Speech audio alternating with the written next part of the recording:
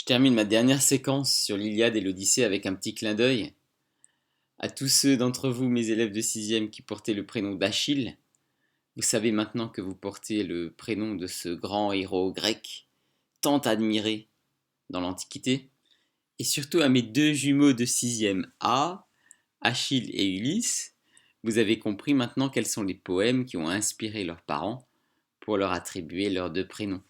Après l'étude des deux épopées de l'Iliade et de l'Odyssée, nous posons tout naturellement une dernière question essentielle. Est-ce que cette guerre de Troie a réellement eu lieu? Est-ce que c'est un événement historique réel?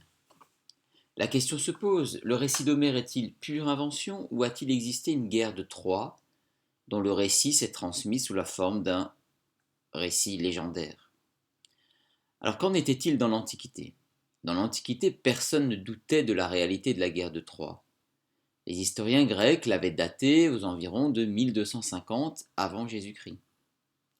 En somme, les événements rapportés au 8e siècle avant Jésus-Christ par Homère se seraient déroulés 4 ou 5 siècles auparavant.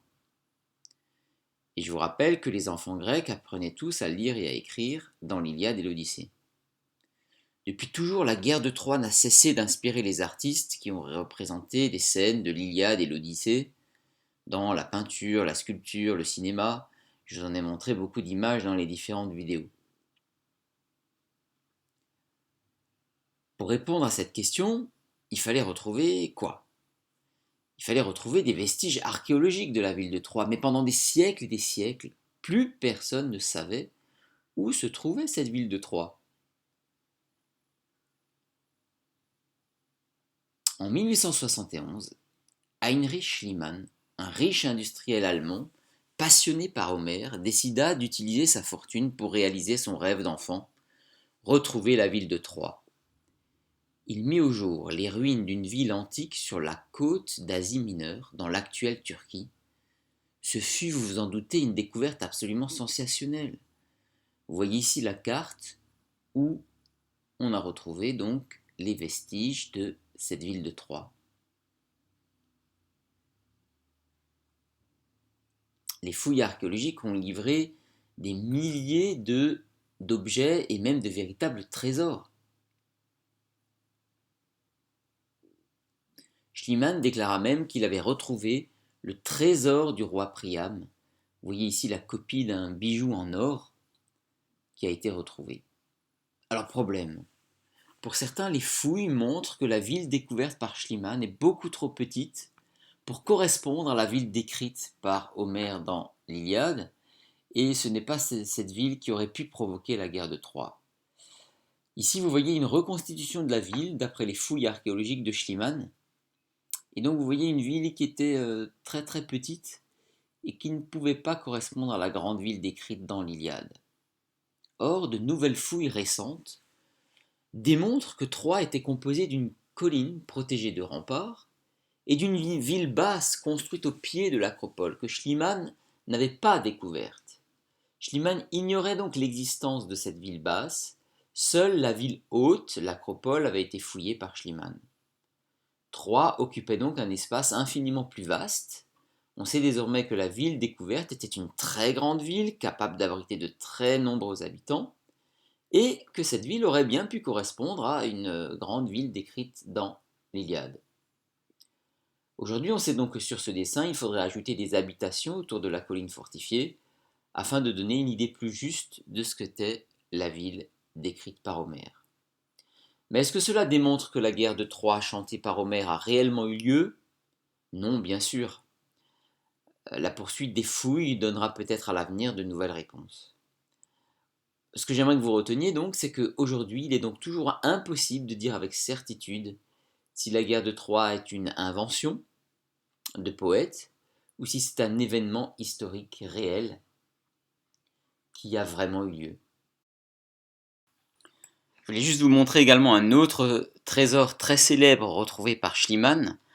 Vous vous souvenez que le roi des rois, le roi des Achéens qui a mené toute l'expédition contre Troie, c'était le roi de Mycène, Agamemnon, et Schliemann a retrouvé un masque en or dans l'une des tombes circulaires de Mycène.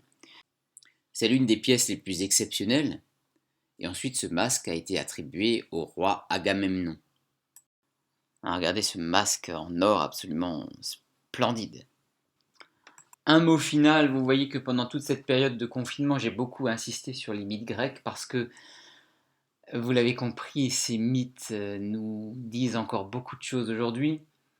Et nous qui vivons une sorte de période de guerre contre un virus, eh bien, l'Iliade et l'Odyssée, c'est un peu une épopée de la guerre.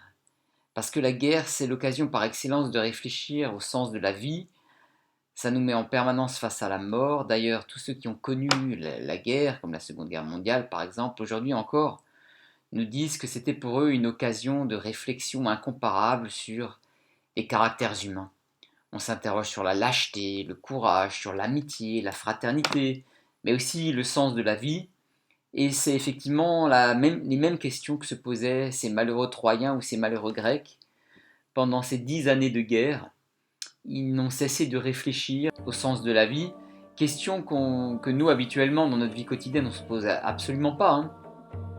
Mais cette période de guerre contre un virus nous plonge également dans ces questions. Voilà, je vous souhaite à tous une vie bonne, comme diraient les Grecs, et je vous dis au plaisir de nous revoir bientôt. La seule chose qui compte, c'est cette toile que je tisse tout le jour et que je défais aux lueurs des torches. Je suis comme une prisonnière, enchaînée à sa promesse, et il n'y a personne qui puisse m'en délivrer.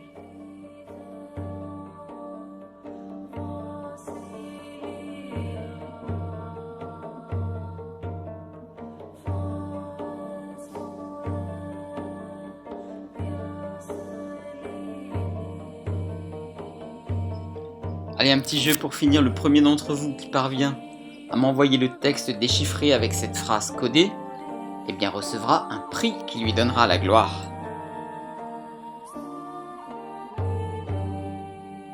Un chant grec inspiré par l'Odyssée.